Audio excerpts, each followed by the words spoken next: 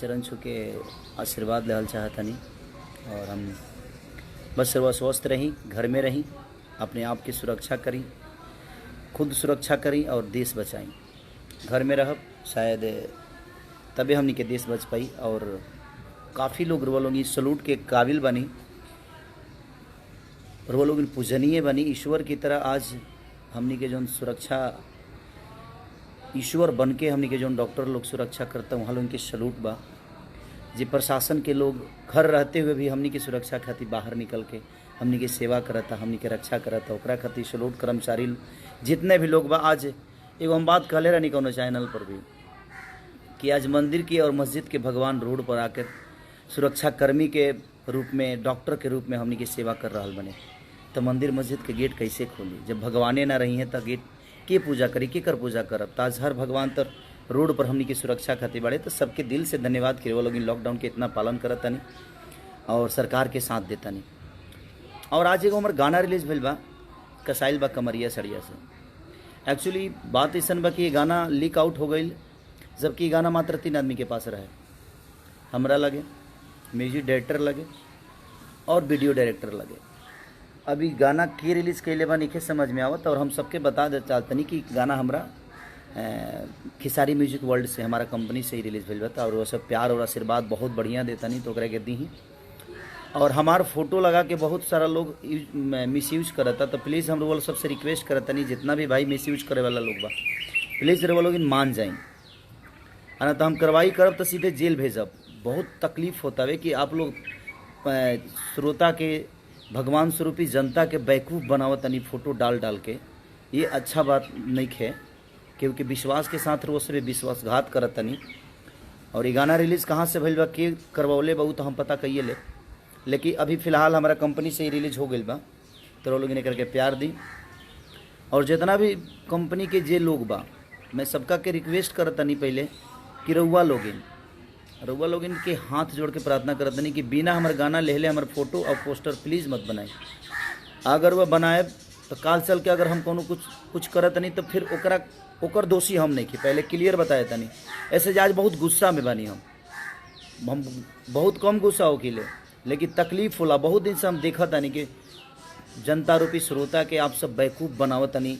गाना कौनो रहता, पोस्टर कौनो डुआ सब डाल के, या केहू के भविष्य के साथ, केहू के विश्वास के साथ खिलवाड़ करता नहीं। तो प्लीज़ अब एको आदमी ऐसा मिली तो भाई हम कार्रवाई करब। काल चल के अगर कोनो प्रकार के हम अब छोटा मोटा कार्रवाई ना करब तो बढ़न करब, आदमी बना देब। तो दिमाग में रखी रहे, वह सभी हम प्यार से समझावत नहीं। जितना लोकल चैनल के लोग बा सबके रउआ गाना ली तो रउआ रिलीज़ करी, पोस्टर बना के दी, हमरा कोनो दिक्कत नहीं है। लेकिन रउआ गाना कौनो पोस्टर, गाना पुरान पोस्टर नया डाल के रउआ लोग इनके पब्लिक के विश्वास के साथ विश्वासघात करत नहीं, ये गलत बा ना। सबके अपन कैरियर होला भैया। अब केहू के कैरियर के साथ खिलवाड़ करे तो केहू कैसे चुप रही रउआ बताई? तो प्लीज़ रउआ सबसे रिक्वेस्ट बा, रउआ लोग इन पूजनीय बानी, रउआ लोग के हम हाथ जोड़ के प्रार्थना करते नहीं कि भैया ऐसा मत करी, केहू के विश्वास के साथ विश्वासघात मत करी।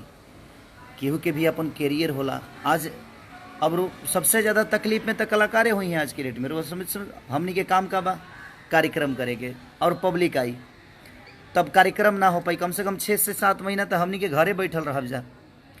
तो गने में बाजे हमनी के दूगो रुपया ली तो अपन घर परिवार चली। भाई हमनी के खरबोपति तो हहीं जाना, कोनो बिजनेसमैन तो हहीं जाना, हमनी के उहे दूगो रोजी रोटी बा।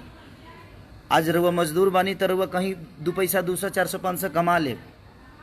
लेकिन हमनी के अब ना सिनेमा 6 महीना कर पाइब जा, और ना ही सिनेमा रिलीज हो पाई, और ना ही हमनी के कोनो कार्यक्रम कर पाइब जा। 2 रुपया कहाँ से भाई? अपनों खर्चा बा, वही में सब जनता के भी कोशिश करेला आदमी जेकर जितना हेल्प कर सके। तो प्लीज़ रउआ सबसे रिक्वेस्ट करता नहीं कि रउआ लोग ऐसा मत करी जौना से इंसान तकलीफ में आ जाए। अकाल चल के अगर हम कोनो कार्रवाई करता नहीं तो हम चुप ना बैठब, हम आदमी बना दे। पहले क्लियर कहता नहीं भाई, तो पहले हम समझा देता नहीं कि काल चल के वो लोग इस टाइप के हरकत ना करी कि केहू पब्लिक के साथ रउआ गद्दारी करता नहीं। गाना कुछ और रहता और पोस्टर कुछ रउआ नया डाल दिले बनी। अभी जितना लोग कमरिया सड़िया से डलले बा, प्लीज़ रउआ सब डिलीट कर दी ओकरा के अपने चैनल से। हम रिक्वेस्ट करता नहीं, आना तो हम डिलीट करब तो हम चैनल बंद करा दे। ऐसे रिक्वेस्ट करता नहीं कि रउआ सब डिलीट करा दी कि आदमी एक जगह सुने ओकरा के बताई 500 जगह रउआ सब लोड कर दिले बनी। ई गलत बात बा ना। मेहनत के कर के उतना जे राइटिंग में मेहनत कैलस, जे गवलस, जे म्यूजिक बना, सबके अपन एगो मेहनत होला ना। तो ओकरा के वो लोग फ्री में बैठ के घरे बैठ के लोड कर देता नहीं। ये गलत बात बा। कमाइए, अगर आपको है तो कही वो लोग कहीं हमरा से कि भैया हमके भी गाना दे दो, जितना खर्चा लगे उतना दे दिए भाई, हम उतारो के दे दे, का दिक्कत बा। तब ऐसे रिक्वेस्ट करत नहीं रहुआ सबके कि प्लीज़ ऐसा मत करी। और हमार पोस्टर, हमार फोटो जे भी यूज करी भाई, एक बार पूछ ले हल करा लो। फोटो अगर हम गवले होकी तो हमारे यूज कला, केहू के बैकूफ बनावे की जरूरत नहीं है ना। पब्लिक जन होला एक भगवान की तरह होला, विश्वास कर जाला वो फोटो के, काहे कि वो लोग के दिल में बानी हम, वो लोग बहुत प्यार करेला हमके। तब बस रिक्वेस्ट करत नहीं।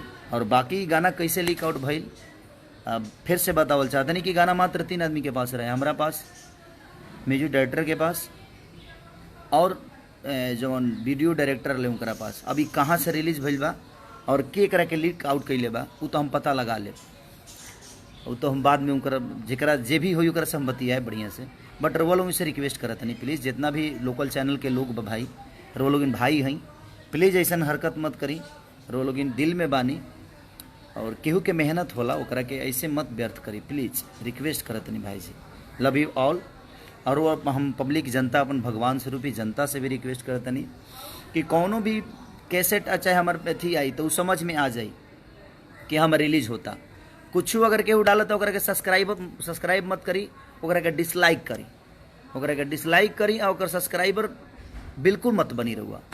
ऐसे हमारा गाना आई तो, और हमारा भी गाना रिलीज भइल बा हमारा चैनल पर, जौन गाना के नाम बा कसाइल बा कमरिया सड़िया से, खेसारी म्यूजिक वर्ल्ड डालब तो रउआ सबके मिली। तो प्लीज़ रउआ सब प्यार और आशीर्वाद देते बनी, यहीं देते रही और वो चैनल के सब्सक्राइब करी और ढेर सारा प्यार दी। Love you all.